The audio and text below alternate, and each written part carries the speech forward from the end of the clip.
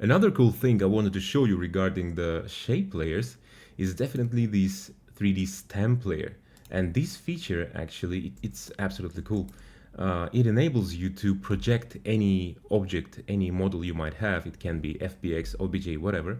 So it enables you to project any model onto your surface, onto your terrain. So I have a bunch of models here, and I will use this skull model. So I will just drag and drop it here into this model slot.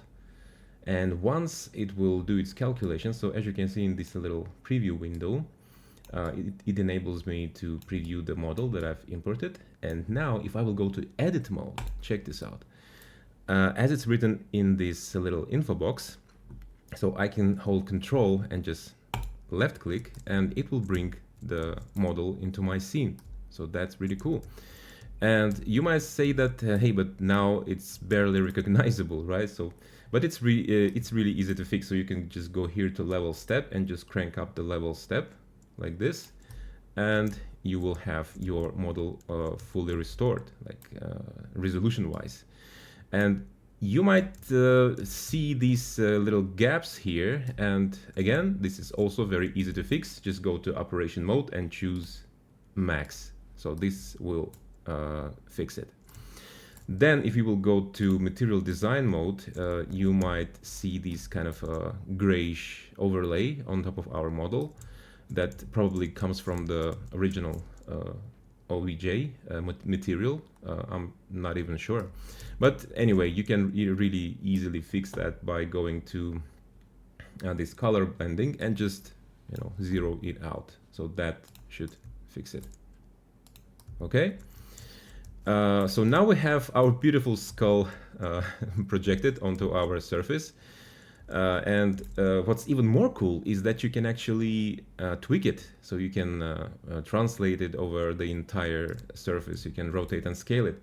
So just go to edit, and as it's written here, press T, and you will be able, and click, by the way, on the model you brought, and then you will be able to translate it all over your surface, even in Z direction. But probably just don't go too crazy with this.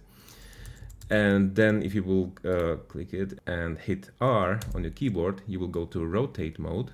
So now you're able to rotate it in any direction you need. So something like that. Back to T. I want his teeth a little bit more visible, so I'm bringing them up a little bit. I mean, I bring up the whole skull a little bit up. And then if you press Z, you will be able to scale it up and down. So that's really cool. Another thing, if I will go out of this editing mode, you see that now it's not integrated very nicely into the terrain. So I definitely see the this integration line where it kind of sinks into the surface. You can fix that. Actually, that's very easy to fix. So let's go to filters, and let's select something like, well, you can definitely play with different filters with different erosions. So let's see what makes the good result. So let's say I will, yeah, this one looks very good. So I will select this fill soft, but the problem is that now it kind of covers the entire surface. We definitely don't want that. So what I suggest to do, or what you can do definitely, you can go to mask, to mask layers, and create yourself a mask. And let's actually name it something like skull mask, because this mask will be responsible for defining the areas where we want this effect to appear.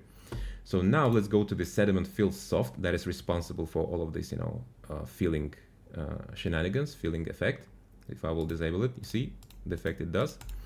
So now we want this effect to be only in specific areas around the skull. So what we can do, we can go to distribution, hit plus icon, and let's select the mask. And in this mask, we're selecting our skull mask, which we've just created here. And now the sky's the limit. So we can just go to edit mode and pressing the left control and controlling the size I'm controlling the size of the brush with my mouse wheel. You can go to paint mode, and you can just literally in real time check this out. you can paint the areas around the skull to kind of make the integration line a little bit more natural, like this.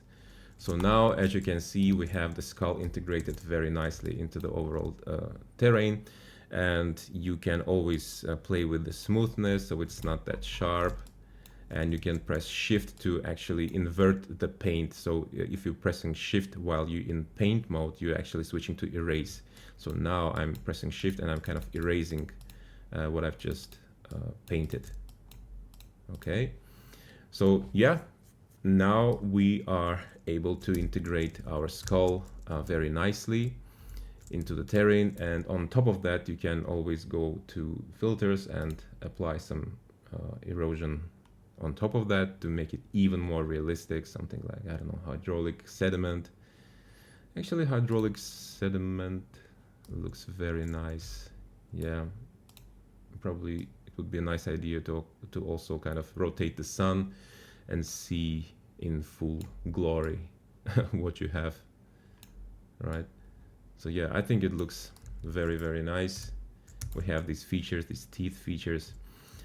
So yeah, this is the very cool feature of Shape Layer. So we can definitely use this to our advantage.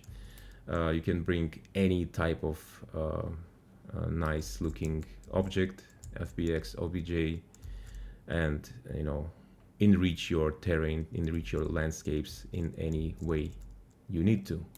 So that's the stamp layer.